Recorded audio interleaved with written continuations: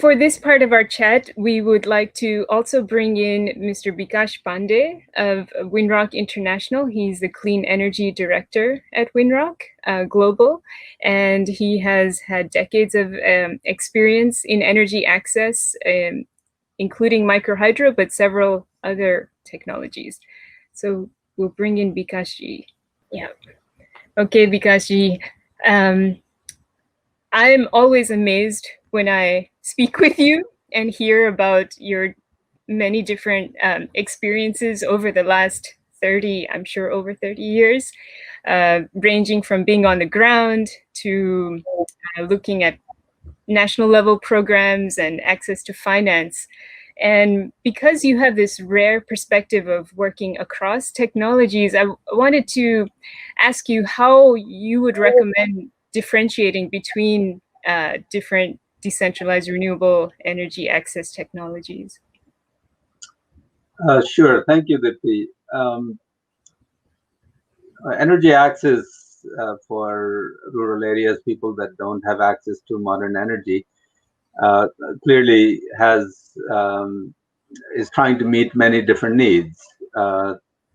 There's the electricity versus non-electricity. I think cooking needs are still primary for most rural people, and a lot of urban people as well who don't have access to clean cooking fuels.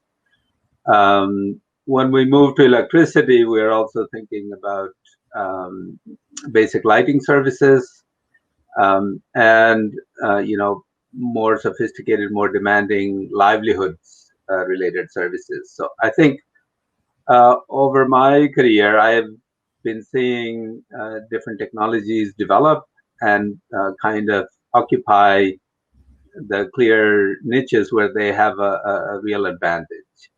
So, I mean, certainly something like solar home systems, which has become very attractive for individual homes over the last 20 years, have come down in price tremendously. They're highly modular, very divisible. You can have systems down to a few watts. Some of the developments around lighting, LED lighting, which allows you to have useful light with less than a watt of power. All of these developments have made access a much richer sort of project. And a lot of appliances at the household level and also at the enterprise level have come in now. And for very few watts, you can actually get very useful services. So this is a great advantage of solar. Solar mini grids, I think, continue to struggle with the cost as well as the main benefit of mini grids over home systems, which is productive uses. So, when the cost of electricity is high, and you've got rural areas which already have a disadvantage of low access to markets, low level of skilled manpower, and difficulties in terms of accessing raw materials. On top of that, when you have very high cost of electricity, productive uses become a challenge. So in summary, I would say solar does very well compared to kerosene lighting, candle lighting. It's orders of magnitude better and affordable and excellent at a household level, and specific productive end uses like small mills. All of that works really well. By the time you get up to mini grids, we are still waiting to see the prices come down further, particularly of batteries, before the prices come down to the point where productive uses really can take off in rural areas, given all the disadvantages. The other challenge of mini grids also is that because it is like provided as a micro utility where you have either an entrepreneur or a micro utility of some kind providing electricity, there is always the comparison with the grid, since most countries still have the grid expansion as the dominant way the government intends to get electricity to most of its populations in rural areas as well. And so, therefore, there is that challenge of people comparing tariffs. So I think for both these reasons, both in terms of providing electricity at a low enough cost that productive end uses can be powered, and also at a rate that is similar to what the grid provides, microhydro has had historically a tremendous advantage. I mean, electricity prices from microhydro systems are typically in the same range as the grid, and this allows larger systems, which also are able to provide the kilowatts that are needed for a lot of productive uses, and the cost per kilowatt hour is low and similar to what is available on the grid. So we have seen great examples over time of microhydro providing tremendous value add to sectors like tourism, rural processing, milling, things that are either completely for local use, like milling services, or tourism, where electricity powers hotels and lodges, and also bakery ovens and certain other applications. So this has been going on, and it's a testament to the robustness of the technology that some of the microhydro systems that I worked within the late 1980s continue to run today as viable enterprises. Yeah, thank you for laying out those differences between the technologies and how there is a niche for each of them. And when it comes to micro hydropower, there is clearly an advantage to resilience and livelihood. With such a strong PV focus over the last few years, I mean, this is a question to you and Divyam. Yeah, is there missed opportunity? I know that there are not microhydro sites anywhere you go, but certainly many of the places that don't have main grid access tend to be those that are in the hilly forested areas where the grid cannot reach. I wonder what, like quantifiably, what, or even just a ballpark of what is the missed opportunity? Because of the high cost of energy, the number of productive end uses that are viable, I think, tends to be limited from solar at today's prices. So I think solar is still, an extremely important addition. And for things like cell phone towers, for specific other applications where lighting is really important, and for light industries, I think it still makes a lot of sense. The missed opportunity, perhaps, is that in the development sector, as there is this push to get solar mini grids out there, other technologies such as microhydro and biomass-based technologies have been pushed to the back, even though if you look at what is actually on the ground and what has been operating over these many decades, the most prevalent mini-grid technologies that have viable, enterprise models are microhydro and biomass. I mean, I think there's an estimated 5 to 10,000 microhydro systems operating in different countries, a lot of them in Asia, Afghanistan, Myanmar, Nepal, Pakistan, Indonesia, Philippines, all of these countries have, each one of them has hundreds of microhydro systems, in some countries, several thousand.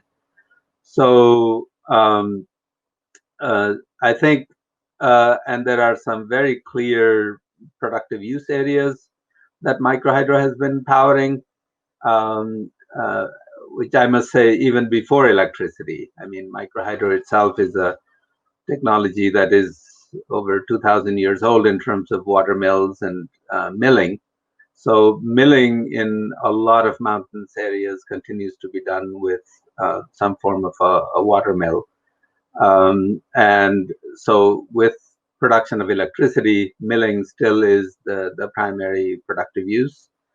And but in with the new modern livelihood areas such as tourism, there's a very strong mapping between microhydro and tourism, in the sense that um, mountain areas attract proportionately a higher amount of tourism. And I know some very good examples from Nepal, for example, where the Mount Everest area, um, the Thame hydropower plant, 600 kilowatts, has now been operating for 30 years and has tremendously added to tourism there, allowing people to have electricity and in their rooms, and even heaters for rent. They run um, ovens that can produce pizzas for you at 12,000 feet altitude, and number of other amenities, uh, such as battery charging and other kinds of things for people, internet cafes. So that's a strong overlap. We've also seen where microhydro maps very well with uh, rural industries, such as agricultural industries, such as tea. Uh, Again, I mean, nice overlap with tea growing in rainy mountainous areas, which are also wonderful catchments for hydro. So, I mean, I think there are those opportunities for getting remote mountain people electricity through microhydro are just available only in pockets. There's only a few countries that have them. And um, Microhydro largely operates without batteries, and the costs per kilowatt hour are low. Cost per kilowatt are also low in countries that have a strong local manufacturing base. Obviously, if you're importing everything, the costs go up. So I think that's the opportunity lost. Is these have remained successful in small pockets, and there are still a very large number of mountain communities which could benefit from microhydro, which and the technology is not getting the focus it deserves, particularly at a time such as now, where, as Divyam pointed out, a lot of people have had to go back to rural communities and relook at the livelihood opportunities there, and to have a power source that allows them to try and start livelihoods at a similar level of income, or higher than what subsistence agriculture provides, and the power needed for that uh, could easily be provided by microhydro, and that opportunity has been missing. Fully agree with Bikashi on this, and I think one of the interesting things that we're also now seeing is that it's a couple of things, right? So one, especially in the mountain context, as Bikashi said, there is first of all a big there has always been a big sort of socioeconomic difference between the mountains and the plains as such, right? So I've actually been working with Isimod Irina, and we've sort of analyzed certain mountain value chains like bamboo, tourism, dairy, and seen sort of across the value chain what the energy needs and gaps are. And actually, when you start actually looking at it from a value chain perspective and from the livelihoods perspective, you start to see that even the energy solutions tend to become more holistic, right? So the starting point changes. If I approach the energy access challenge from the perspective of delivering 2 lights or very basic amount of power, then automatically my technology solutions and my approaches and preferences also change accordingly. And I think this sort of also goes back to the issue of how electrification planning has been done and how it's being advocated to be done in the future as well, right? So a number of agencies, especially in sub-Saharan Africa now, but also in some parts of South Asia, we've heard a lot about these integrated electrification plans, which are essentially nothing but very sophisticated models which look at cost of service delivery and do some optimization around the grid and off grid. And essentially what that extremely sort of I don't know, shallow, I don't know if that's the right word to use it for it, but a very cost-based approach to energy access actually places the responsibility of gauging what the demand should be or what people's aspiration should be in the hands of somebody outside, right? So when I run a model, I presume that in rural areas, I have to deliver a minimum of 200, 300, 400, or 1,000 kilowatt hours every year. And the model then gives me the right mix of solutions. If I set it at a low bar, automatically solar home systems and some of those solutions will sort of pop up. So that is a disadvantage. So it goes back to the question of what kind of access we are aiming for in the first place. And the second point that I'd like to address is that some of these planning do not actually incorporate what your local ecosystems are, right? So how do you sort of, places like Nepal or places like Myanmar, how do you attach a value to the local ecosystem or a local private sector or a local manufacturing capacity and integrate that into a electrification plan that purely looks at the buildings and GIS and the cost of service delivery?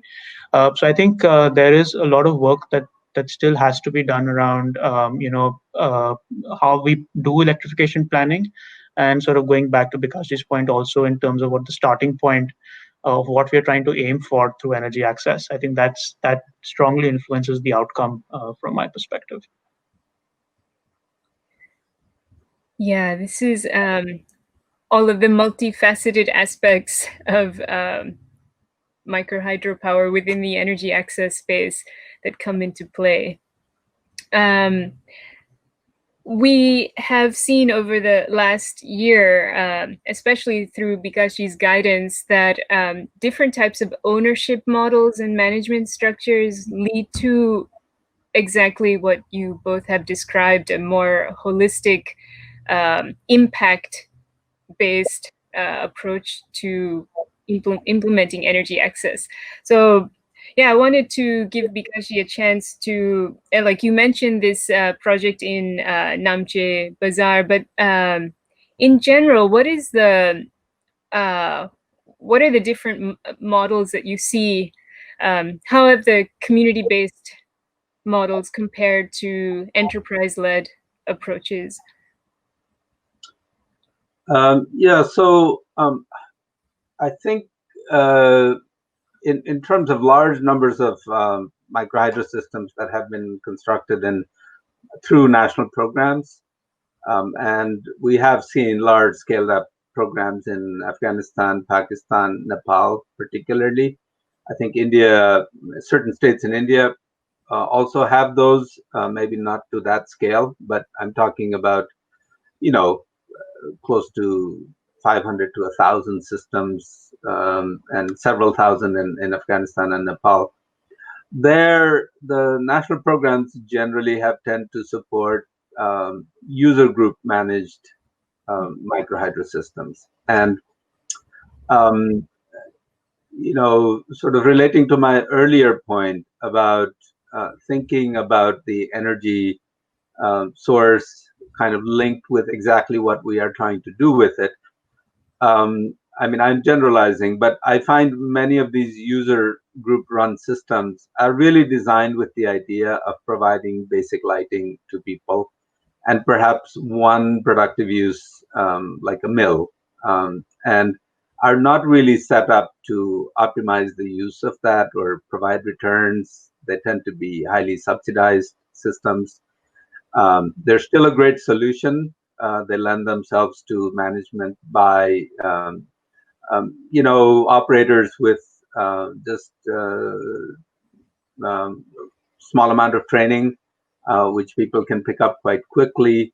It's a mechanical, very obvious driven system that people can understand. People can see what's gone wrong with it.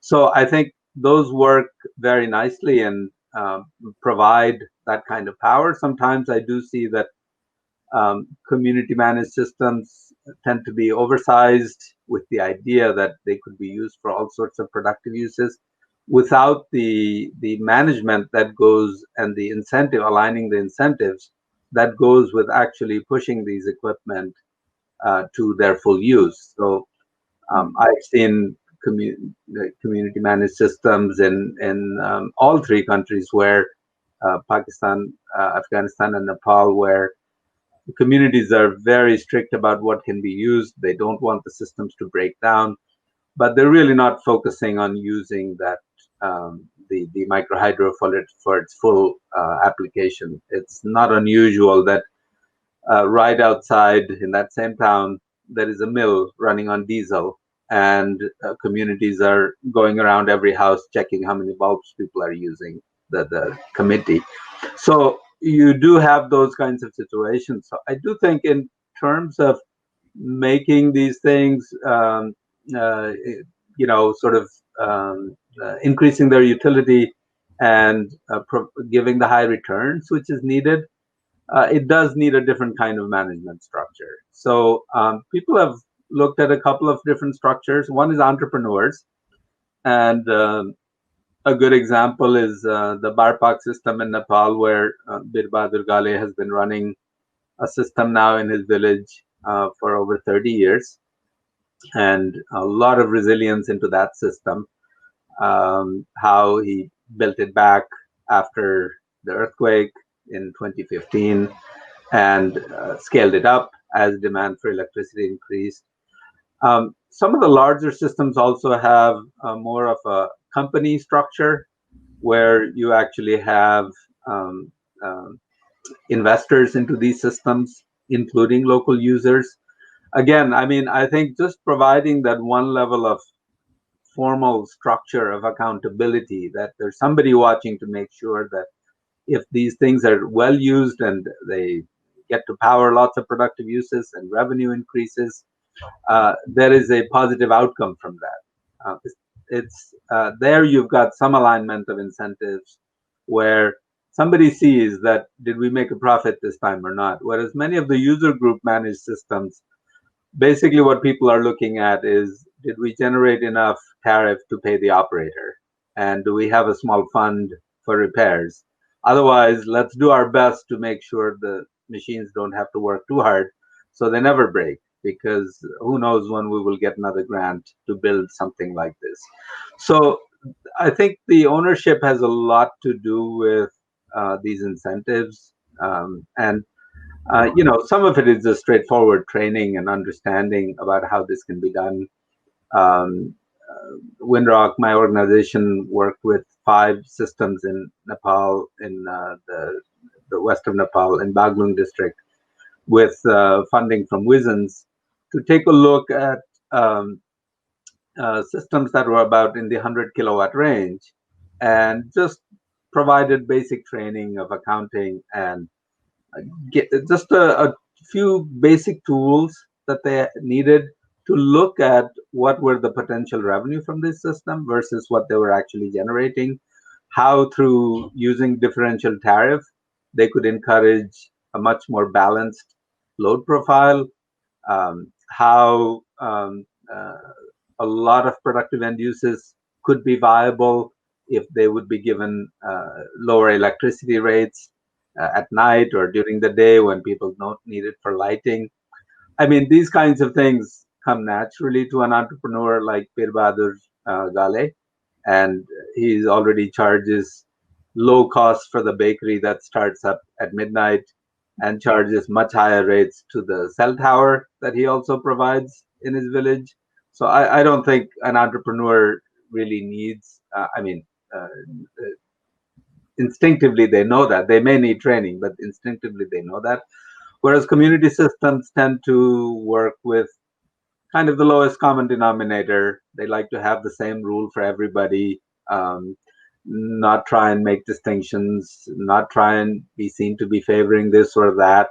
So, I mean, I do think there's both a training element as well as the ownership, which I think is needed, because as Divyam pointed out earlier, at a time when there's going to be fewer public resources, you know, those technologies, energy access technologies, which generate returns and are attractive for private investment, I think are going to get ahead.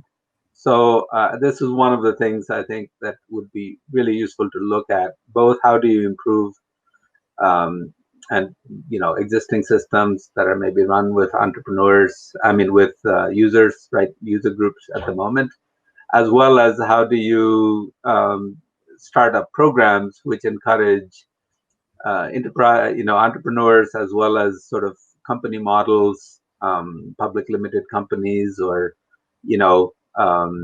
those kinds of models, so that even a cooperative where there's very much a clarity of accounts at the end of the year show how well you have performed financially. Just that level of transparency and accountability, I think, provides those kinds of incentives.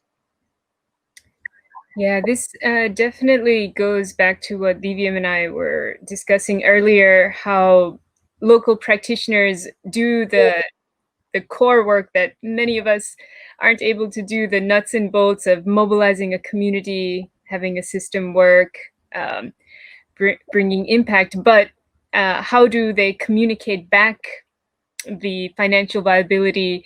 But I've seen in systems in Myanmar, for example, a country that has been cut off for several decades, there, and many systems there have been self-financed, but it is those that have been organized into a cooperative, registered at the cooperative department, that goes through an audit every year.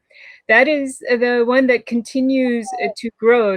From the start, they have had a plan to build an induction furnace that is the anchor load that will subsidize the other end uses and household tariffs, and there's metered tariff. It is not a flat tariff, versus the other user-based groups. Also, I mean, they had generated their own funds, but there was an entrepreneur that actually financed also the user-based group, so that there is always some financially viable system anchored by a social entrepreneur that allows this to happen. So to connect it back to Viviam's point on integrated energy planning, how do we bring in this approach to the planning aspect?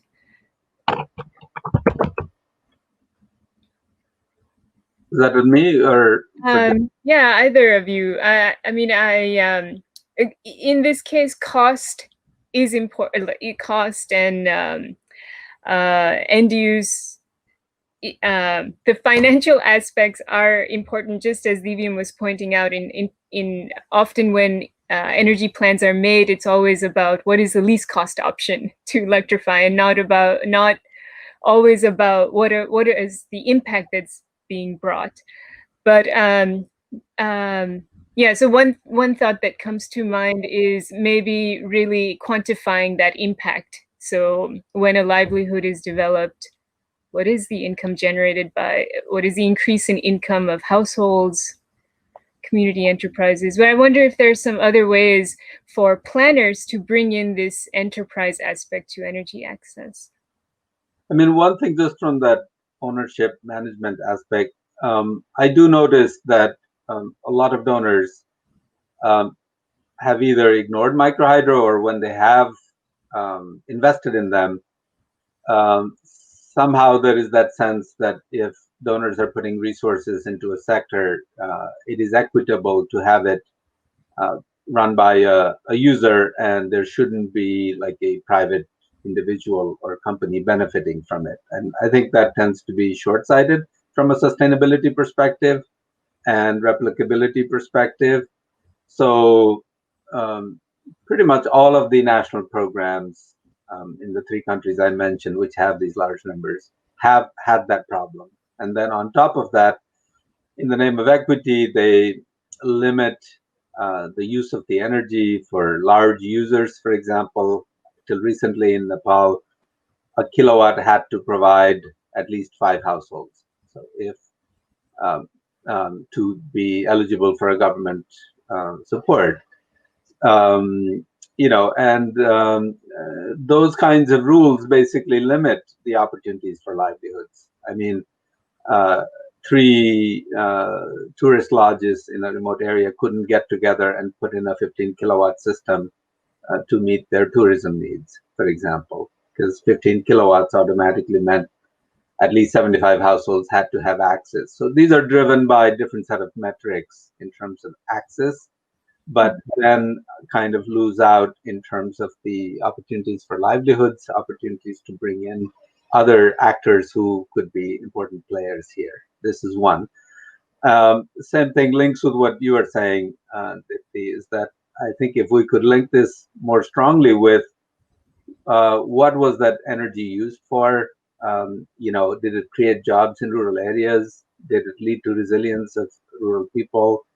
I think, the answers would come out differently. Whereas if you are just looking at how many households were able to have at least one bulb in their homes, then I don't think you are really drawing out the full advantage of the mini-grid.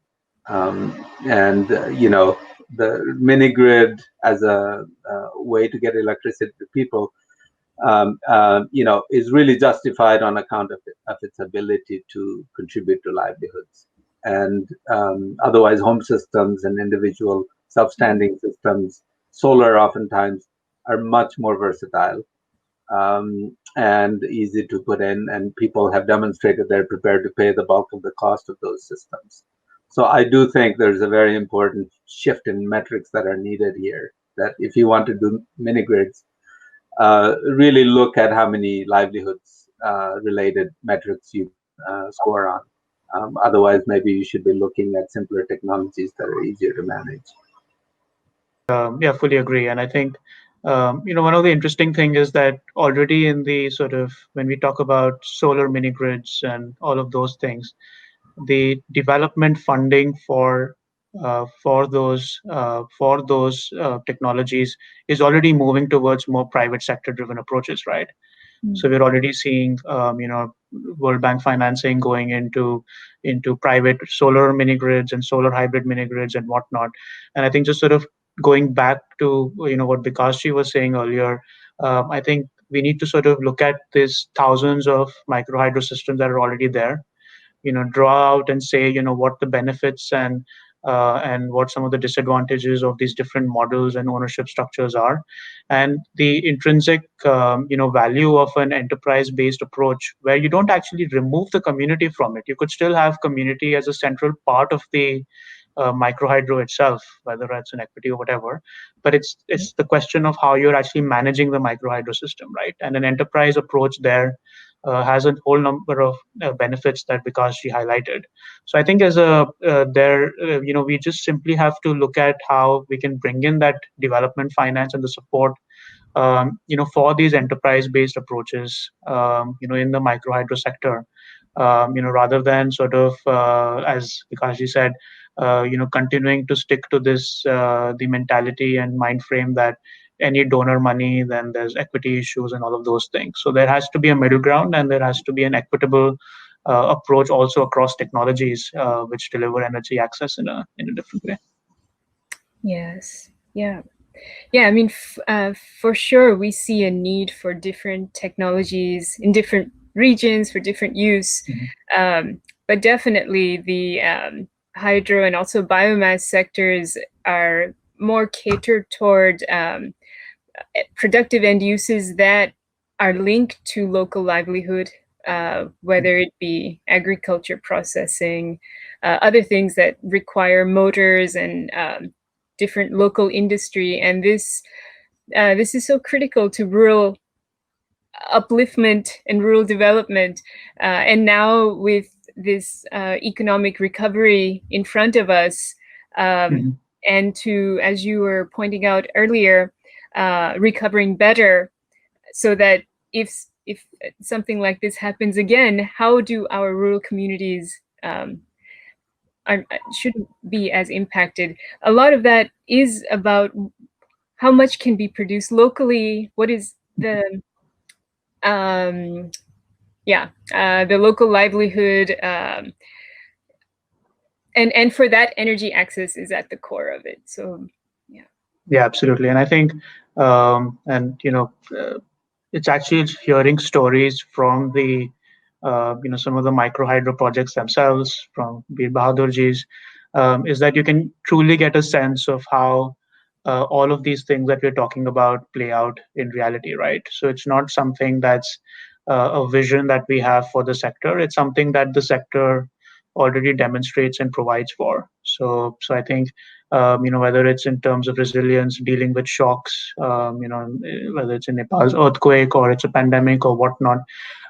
So it's how through a micro hydro installation you create a more resilient ecosystem over a long period of time, and how you have that enterprise approach where that entrepreneur has the incentive to work with the communities to build in more productive end users, adjust the tariffs, be entrepreneurial, get things moving to most effectively utilize the technology. And I think that's really the combination of the entrepreneurial spirit along with what the technology offers, along with the support that the other ecosystem actors can provide, can really help us make sure that these solutions, can contribute in a meaningful way to sort of recovering better. Yes, actually, in one of our next segments, we will bring in practitioners who have done this, such as Bir Bahadurji, this Barpak project that Bikashi mentioned. 95% of it had been destroyed in the Nepal earthquake a few years back, and the microhydro was the first thing to have been rebuilt because it had been so central to the rest of the reconstruction. So I look forward to having that opportunity to speak with him, and there are various others in Indonesia, Pakistan, Myanmar. Afghanistan has many self-financed systems, but we have yet to find those actors. So with that, I would like to close this StreamSide Chat. I think often when we go to microhydro sites, there's always a long hike involved, climbing to the side in this beautiful forest, and we can't do that part of the work, but here we want to bring out the stories that of those that actually are in those settings. So thank you. Absolutely, it was a pleasure. Thank you so much. And people are looking for answers today. Let's give them the answers that we have. Okay. Thank you. Thank you, Deepthi.